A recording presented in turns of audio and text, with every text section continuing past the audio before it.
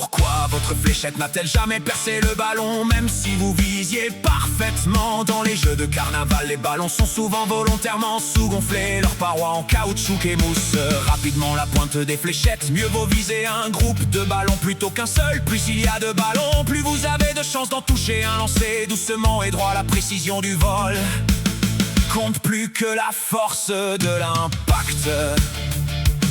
Chaque année, les fidèles ouvrent la tombe du saint, absorbent avec une éponge le liquide qui entoure ses ossements, puis le pressent dans une bouteille enterrée il y a plus de 1000 ans. La légende raconte qu'un fluide mystérieux se forme continuellement autour de ses restes.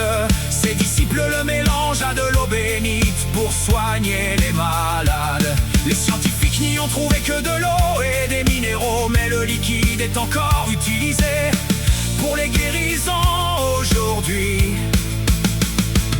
Les attaques de requins font la une des médias, mais ils ne tuent qu'une dizaine de personnes par an. Les serpents sont bien plus meurtriers, les humains s'entretuent à environ 400 000 reprises annuellement. Le plus grand fléau reste le moustique, ses piqûres transmettent des maladies, responsables de plus de 700 000 décès chaque année, ce qui en fait l'animal le plus mortel au monde.